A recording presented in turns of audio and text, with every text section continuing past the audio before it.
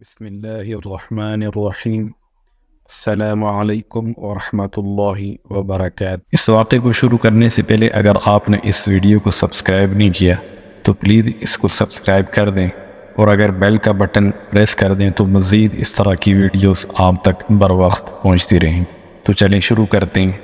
سلطان غیاث الدین بلبن کے عہد میں سیدی مولا رحمۃ اللہ علیہ نام کے ایک درویش دلی میں تشریف لائے، اور اپنے جود و سخا اور فیض عام کی بدولت دیکھتے ہی دیکھتے خلائق کے اندر شہرت پا گئی۔ اپنی قیامگاہ کے دروازے کے سامنے میدان میں انہوں نے ایک وسیع خانقاہ تعمیر کرائی جو شاہی مہمان خانے پر بھی سبقت لے گئی۔ ہزارہ مسافر اور حاجت مند روزانہ اس خانقاہ میں آتے اور سیدی مولا رحمۃ اللہ علیہ کے لنگر سے سیر ہو کر کھاتے۔ مسافروں کو آرام و آسائش کا ہر طرح کا سامان مہیا کیا جاتا، اور ان کو دونوں وقت ایسا کھانا دیا جاتا جو بڑے بڑے امراء کو بھی میسر نہ تھا۔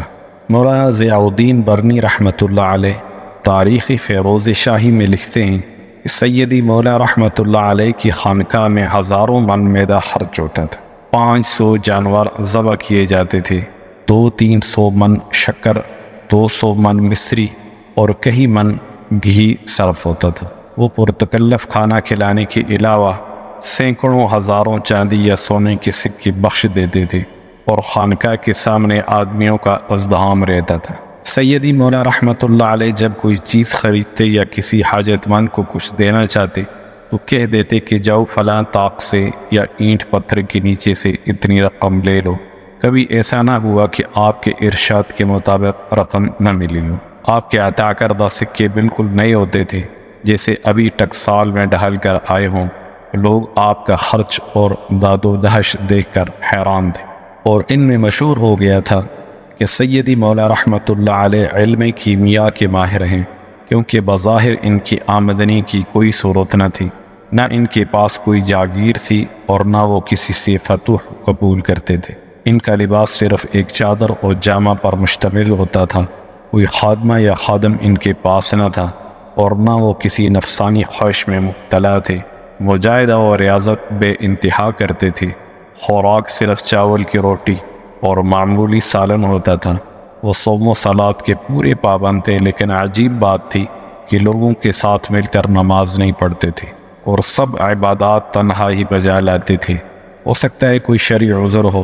خاندان علماء کے بعد جب خلجیوں کا دور اقتدار شروع ہوا تو سیدی مولا رحمۃ اللہ علیہ کے خانقاہ کا خرچ پہلے سے بھی بڑھ گیا۔ اکثر امراء و حکام ان کے عقیدت مند ہو گئے، حتیٰ کہ سلطان جلال الدین کا بڑا لڑکا خانہ خانہ بھی ان کے حلقہ ارادت میں داخل ہو گیا۔ وہ اپنے آپ کو سیدی مولا رحمۃ اللہ علیہ کا فرزند کہلانے میں فخر محسوس کرتا تھا۔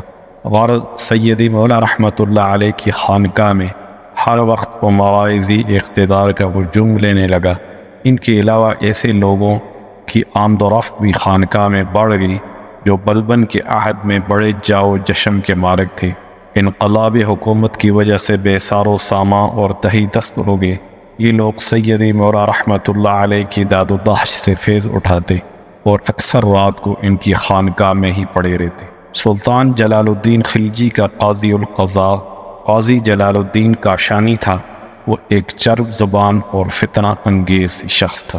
اس نے سلطان سے نمک حرامی کی، اور عہد بلبنی کے امراء کے ساتھ مل کر سیدی مولا رحمۃ اللہ علیہ کو ترغیب دینی شروع کی کہ بادشاہ ظالم ہے، کیا یہ خوب ہو اگر آپ سلطنت کو اس کے پنجہ سے نکال کر خلق خدا کو عدل و انصاف سے شاد کام کریں اور شریعت کی حکومت قائم کریں۔ سیدی مولا رحمۃ اللہ علیہ کو بادشاہت کی آرزو کیا ہوتی؟ لوگ تو بادشاہ سے بڑھ کر ان کی تعظیم و تکریم کرتے تھے۔ انہوں نے بادشاہت کا دعوے دار بننے سے انکار کر دیا، تاہم یہ لوگ ان کی خانقاہ میں بیٹھ کر بادشاہ کے خلاف وقت و پس کرتے رہے۔ ان میں سے چند نے سلطان کی قتل کی سازش کی، لیکن اس کا راز قبل از وقت فاش ہو گیا۔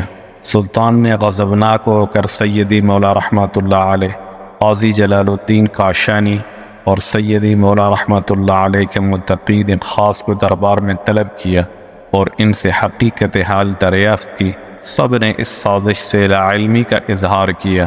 مورخین کا بیان ہے کہ سیدی مولا رحمۃ اللہ علیہ فی الحقیقت اس سازش سے بالکل بے خبر تھے، کیونکہ مفسدوں نے سارا منصوبہ ان سے در پردہ تیار کیا تھا۔ بادشاہ ان کے جواب سے مطمئن نہ ہوا اور حکم دیا کہ آگ کا ایک الاؤ تیار کیا جائے اور یہ لوگ بڑکتی ہوئی آگ میں سے گزریں، اگر سچے ہوئے تو آگ ان کا بال پیکا نہ کرے گی۔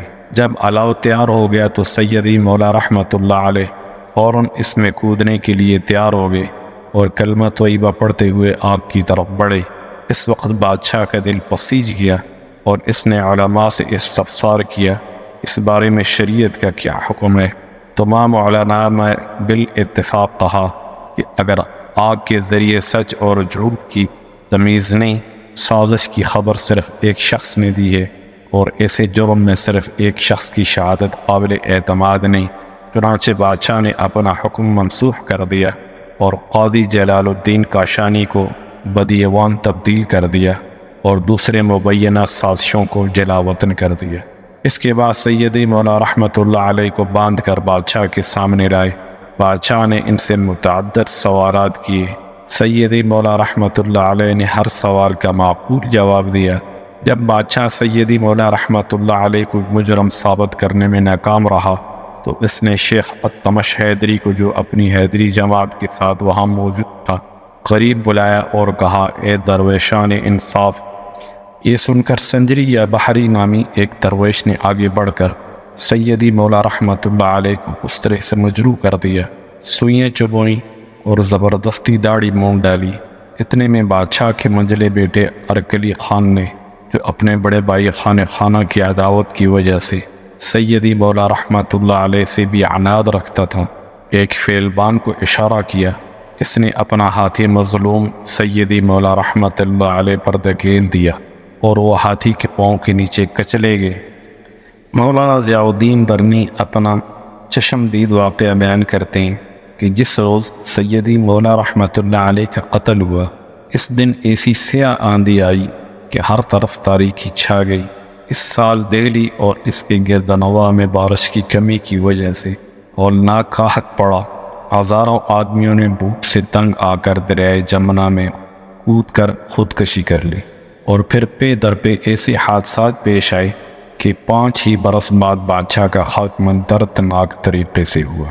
صاحب الاخبار الاخیار کا بیان ہے کہ جس دن سیدی مولا رحمۃ اللہ علیہ کا واقع شہادت پیش آیا، بے انداز گرد و غبار فضا میں اٹھا کہ جس سے سخت تاریکی چھا گئی، ایسا معلوم ہوتا تھا کہ قیامت آ گئی۔ کہتے ہیں کہ سیدی مولا رحمۃ اللہ علیہ کو قتل کرنے کے بعد بادشاہ بہت پچھتایا، لیکن اب اس کا پچھتانا بیسود تھا کہ ایک مرد خدا کا قتل اسی اور اس کی حکومت کو لے ڈوبا۔ حالات کی عجیب ستم ظریفی ہے کہ سلطان جلال الدین خلیجی جیسا بادشاہ، جو نہایت رحم دل اور فقراء کا عقیدت مند تھا، سیدی مولا رحمۃ اللہ علیہ جیسے سخی اور معدن فیض درویش کے ظالمانہ قتل کا باعث ہوا۔ معلوم ہوا کہ انسان کبھی بغیر تحقیق کے کوئی قدم نہ اٹھائے کہ بعد میں پچھتانے سے کچھ نہیں ہو، جیسا کہ اس بادشاہ کے ساتھ ہوا۔ اللہ تعالی ہم سب کو اس واقعے سے سبق حاصل کرنے کی توفیق عطا فرمائے، آمین۔ السلام علیکم ورحمۃ اللہ وبرکاتہ۔ آج ہم جس واقعے کا ذکر کریں گے وہ ہے ایک مرد خدا کا وقت کے بادشاہ کے ہاتھوں ناحق قتل۔